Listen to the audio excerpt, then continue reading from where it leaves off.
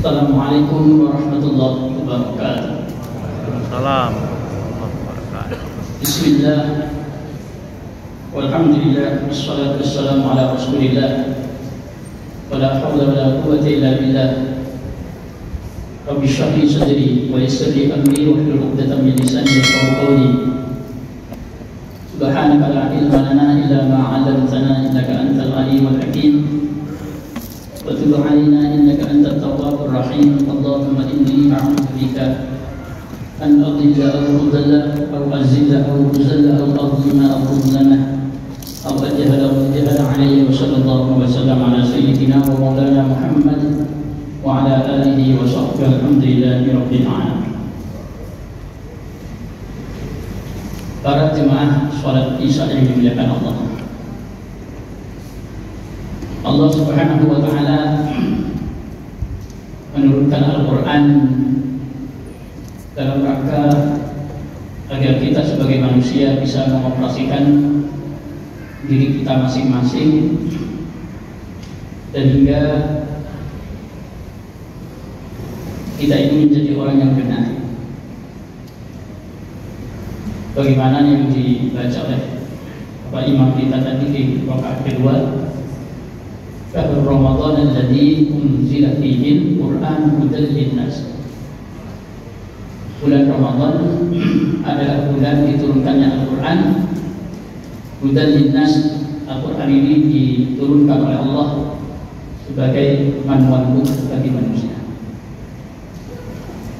Kalau kita ingin hidup yang sesuai dengan standar operasional, maka kita harus selalu membaca Al-Quran.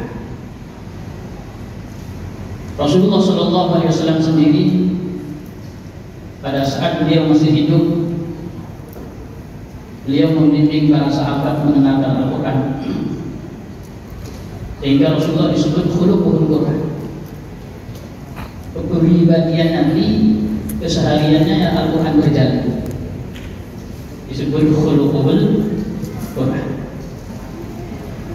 Dan beliau ketika wafat, sebelum wafat beliau sempat menyampaikan kepada para sahabat, taraktu fikum amrayn ma in tamassaktum bihima lan tadillu ba'd, dengan berbagai redaksi yang berbeda tergantung rawi hadisnya. Aku tinggalkan kalian dua perkara. Jika kalian mau berpegang teguh dengan keduanya, maka kalian gak bakalan error, sudah bagus, gak bakalan tersesat, gak bakalan salah jalan. Yang pertama adalah Al-Quran. Al-Quran dibaca. Pada saat membaca Al-Quran, maka kemudian untuk mempraktekkan Al-Quran tinggal dilihat bagaimana Rasulullah SAW memperagakannya. Al-Quran ini layaknya harus kita baca, kita resapi. Momen yang paling tepat memang di waktu malam, sebagaimana panduan Al-Quran dalam surah Al-Muzammil, ya ayyuhal muzammil qumil laila illa qalila nisfahu aw inqus minhu qalila aw zid 'alaihi wa rattilil Qur'ana tartila inna sanulqi 'alaika qawlan thaqila inna nashi'atal laili hiya ashaddu watqan wa aqwamu qila inna laka fin nahari sabhan tawila. Kata Allah, wahai orang yang berselimut. Dulunya Nabi yang dihitopi, dulunya Rasulullah SAW. Tapi kaidahnya orang ahli tafsir, laisa ibrah di in laisal ibrah innamal ibrah bi umumil lafzi la bi khususis sabab. Kita kembali kepada keumuman lafaz, bukan melihat pada sebab turun. Wahai orang yang berselimut. Orang yang berselimut ini identik dengan orang yang istirahat di malam hari, tidur. Kata Allah, kamu ini bangun. Bangun alaila di malam hari, sholat. tahajud. Kalau sekarang sholat tarawih. Illa qalila. Kalau nggak mau bangun itu sedikit saja tidurnya. Kemudian Allah kasih panduan. Sedikit itu yang dimaksud berapa untuk ukuran orang tidur? Isfah, paruhnya kurang lebih 6 jam. Dan itu lumayan bisa disebut sedikit. Isfah. Awingkus, kalau bisa jangan sampai 6 jam. Kurangi. Dan bisa yang 4 jam. Tidur itu 4. Awingkus minhu qalila, sedikit lagi kurang. Kalau bisa tambah lagi, jangan sampai 4 jam. Awingkus minhu qalil, auzid alaih, tambah. Atau bisa 3 jam atau 2 jam. Itu kita bangun di malam hari sisanya. Untuk apa berlama-lama di malam hari kemudian kita bangun? Kata Allah, warattilil Qur'an tartila. Kamu tartilkan Al-Quran itu dengan setartil-tartil ya. Baca Al-Quran ditartilkan, jangan cepat-cepat. Tartil itu membaca dengan perlahan-lahan. Kata Allah, inna sanulqi 'alaika qawlan tsaqila. Sesungguhnya kami akan menyampaikan kepadamu ucapan yang berat.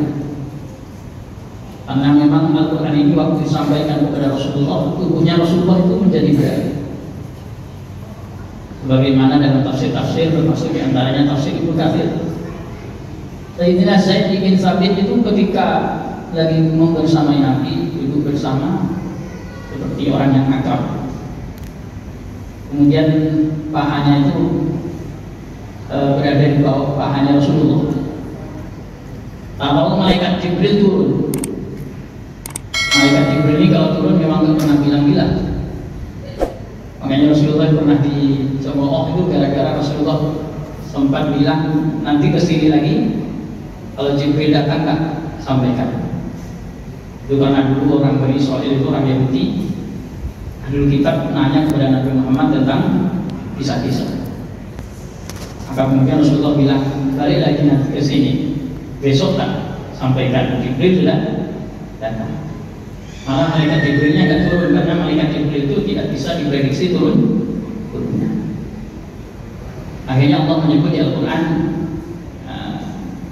menghitabi Nabi Muhammad, wala taqulanna li syai'in inni fa'ilun dzalika ghadan illa ayyasha Allah. Muhammad, kamu ini betul-betul jangan sampai bilang saya akan melakukan ini besok, kecuali disertai dengan kata insya Allah. Itu memang standarnya begitu, apalagi berhubungan dengan malaikat Jibril. Betul, lagi bersama Zaid bin Sabit, pahanya Zaid bin Sabit berada di bawah pahanya Rasulullah, malaikat Jibril malah turun.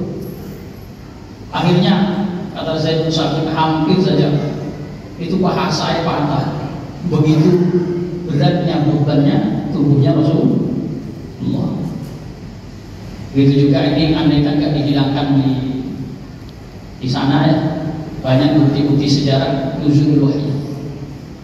Termasuk ketika Rasulullah SAW menerima wahyu pada saat beliau berada di atas punggung unta. Ini tahu-tahu malaikat Jibril turun membawa wahyu, maka saking begitu beratnya tubuhnya Nabi, unta itu gak sanggup menanggung beban tubuhnya Rasulullah. Akhirnya ambruk, lututnya benturan sama batu-batunya pecah. Begitu beratnya tubuh Rasul sehingga ambruknya itu gak pelan, tapi ambruknya itu kuat. Sayyidah Aisyah juga pernah menyampaikan, untuk mengetahui Nabi turun wahyu itu sebenarnya istri-istrinya itu paham dari fisiknya Nabi. Tahu-tahu Rasulullah itu kayak berada di alam yang berbeda, di suasana yang lain. Tadinya biasa-biasa, tahu-tahu dia berubah fisiknya, kelihatan tubuhnya bergetar. Padahal waktu itu Madinah cuaca dingin. Tahu-tahu Rasulullah berkeringat, bercucuran, namanya keringat yang sangat deras. Akhirnya kami paham waktu itu apa? Wahyu turun. Itu namanya inna sanulqi 'alaika qawlan thaqila. Nabi Muhammad menerima ucapan yang sangat berat. Kemudian cara agar bisa ini meresapi Quran, Allah kasih tahu.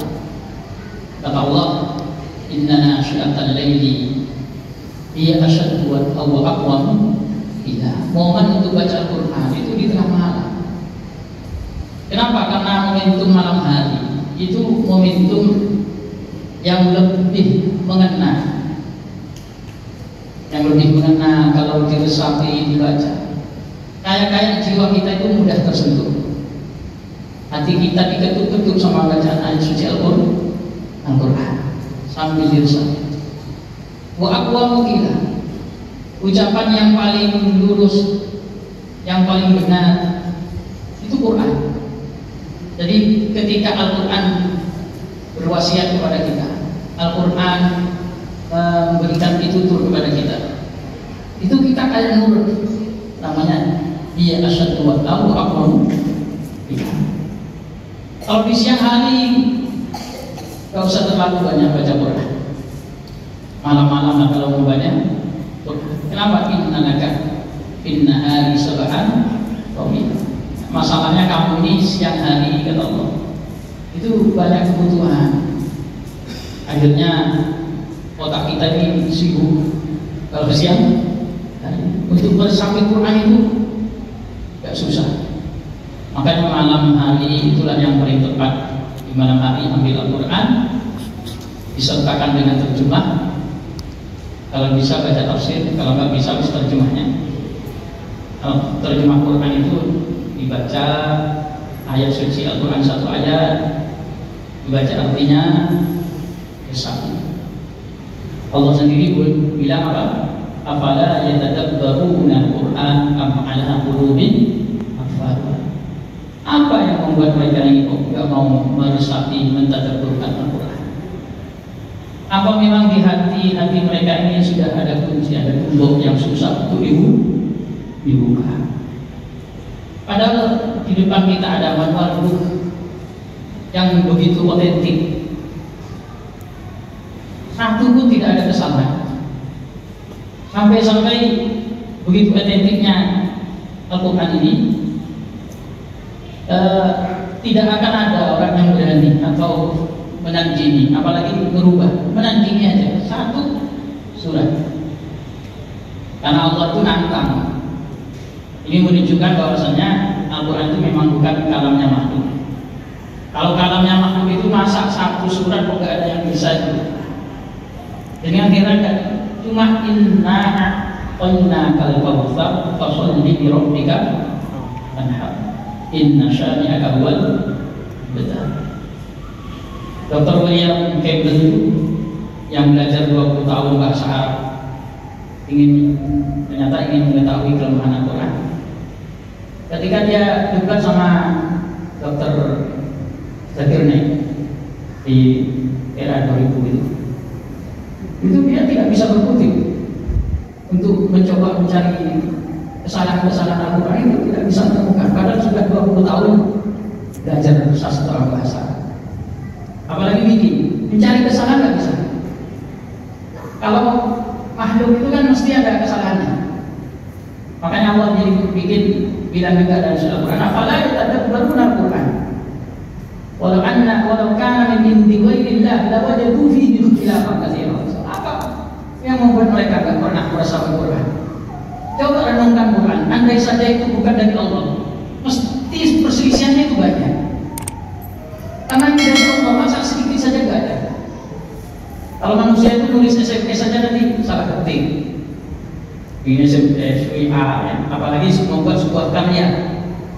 Maka karya-karya manusia itu selalu diakhiri dengan kata-kata mohon kritik dan saran. Nanti dia bilang kalau memang benar itu datangnya dari sisi Allah, kalau salah memang dari pribadi kami.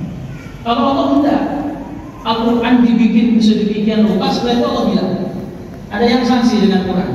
Wa in kuntum fi raibin mimma nazzalna ala 'abdina fa'tu bi suratin min mithlihi. Kalau nggak percaya kalau Al-Quran ini datangnya dari saya yang terturunkan oleh Muhammad, coba kamu bikin. Kalau sebanyak-banyak satu surat adalah kata. Itu pun Allah maunya itu jangan perorangan. Kalau perorangan tanggung. Tapi Allah bilang fa'tu bi suratin min mithlihi wa taqu syuhada'akum min dunillah. Ayo siapa yang dianggap hebat? Teman-teman kamu, Tuhan-Tuhan kamu itu aja kerjasama, kerja bakti, kerja kelompok. Yang pakar bidang apapun jadikan satu, membuat sebuah karya hanya satu surat. Ingkun sholihin. Jika kalian bisa membuktikan bahwasanya memang Al-Quran ini bukan dari Allah. Kalian taf'alu kata Allah. Tapi kalau nggak bisa bikin, walau taf'alu dan sampai kapan nggak bakalan bisa. Ngaku saja ya Allah. Tattaqun nar allati. Kalau sudah tahu nggak mampu, takutlah kepada api. Allati waquduha an-nasu hijarah, di mana memang manusia dan batu dijadikan bahan bakunya. Wa'iddat lil-kafirin.